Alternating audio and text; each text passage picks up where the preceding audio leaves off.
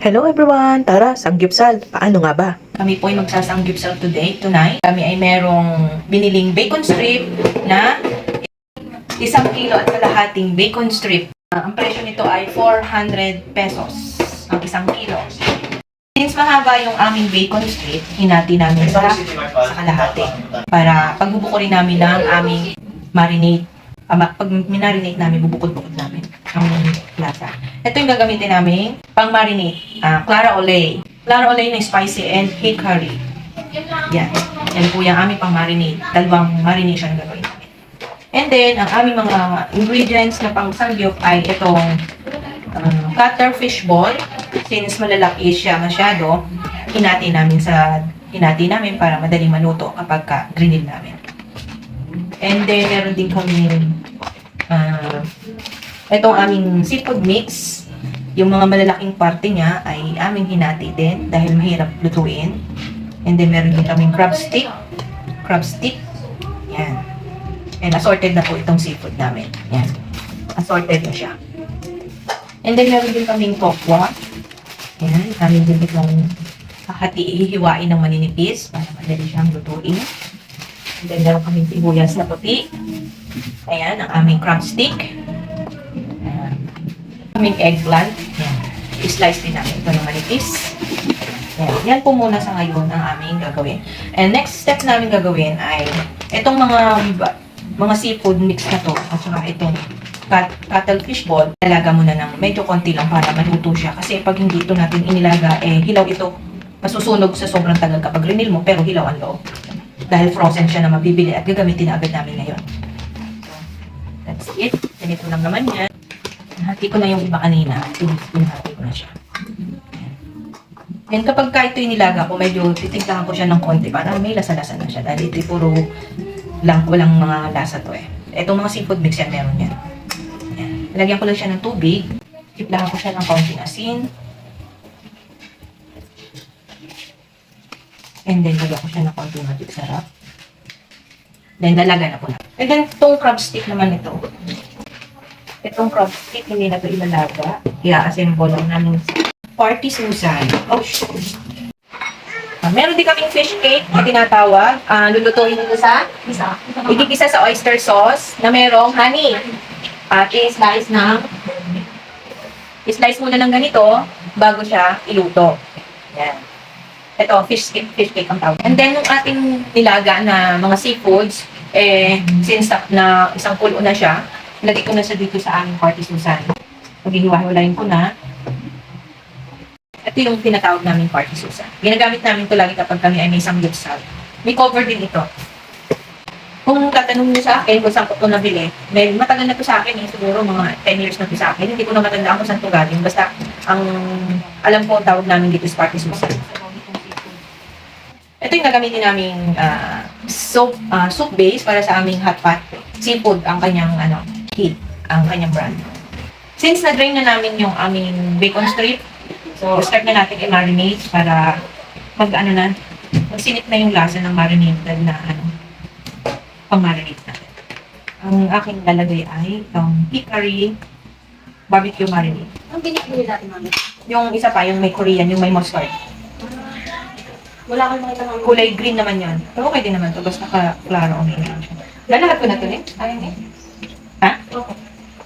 Pag na-marinate natin ito, ilalagay natin ito sa freezer para mas magtiim pa yung lasa ng pag-marinate natin. Ang next naman ay ang ating lalagay natin sa freezer.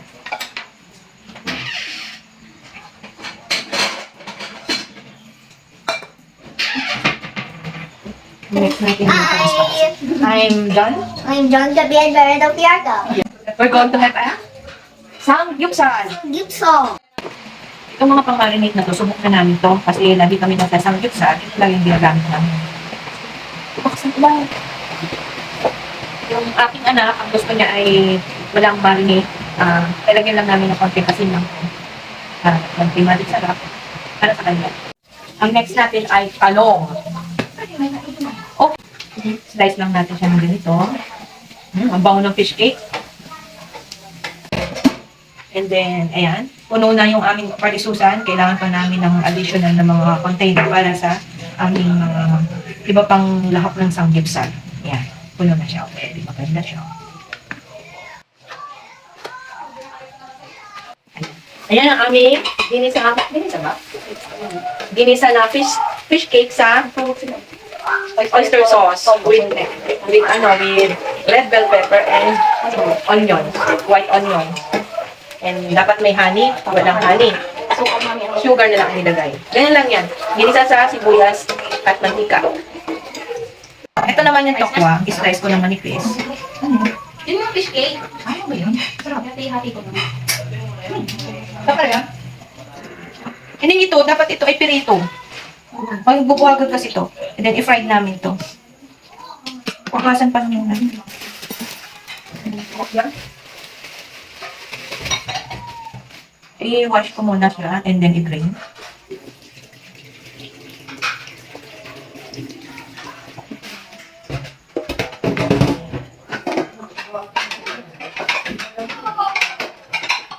Durog na.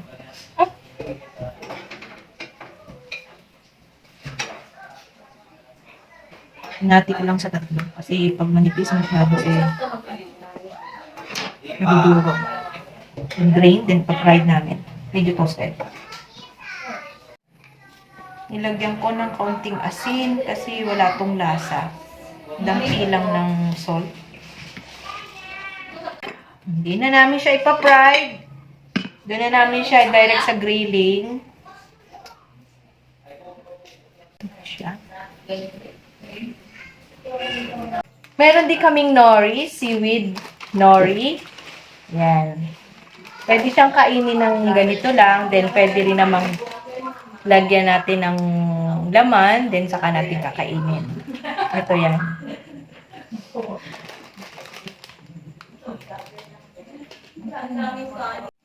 Ito naman yung aming Korean fish cake side dish. Yan. Ito yung niluto kanina sa Fish cake.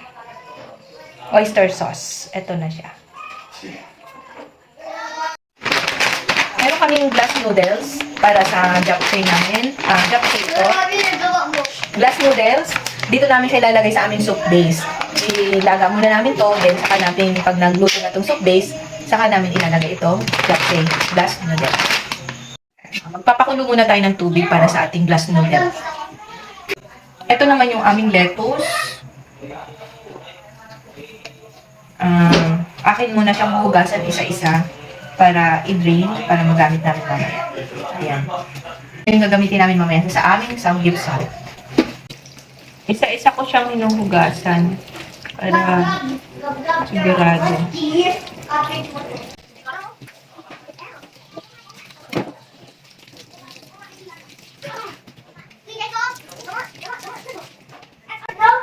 Then, pag nahugasan mo, lagay mo dito sa isang dish strainer para tumulo yung tubig.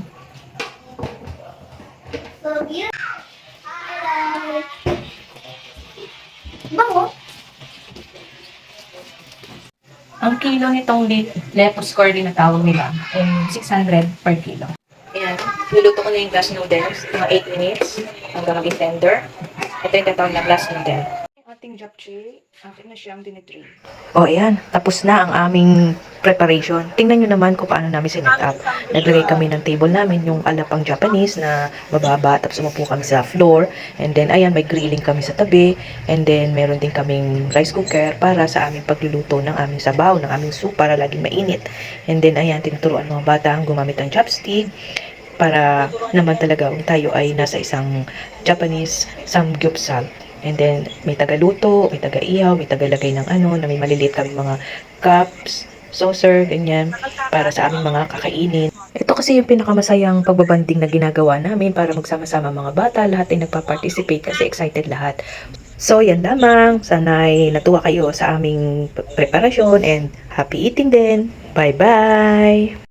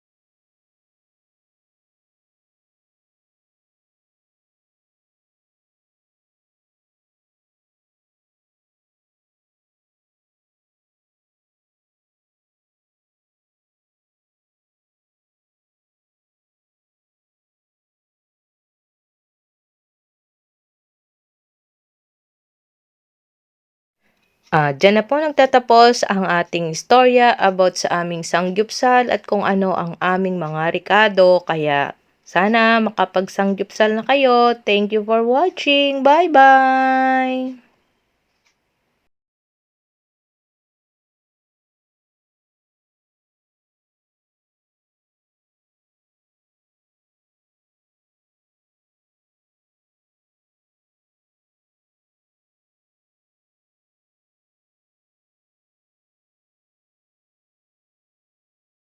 Yung aming sanggupsal.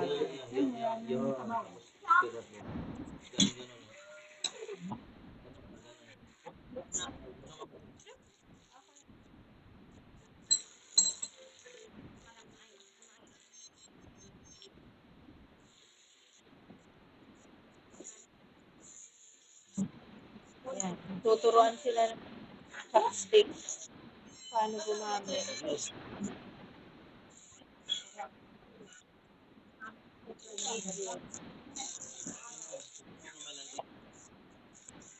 Kakaltakan.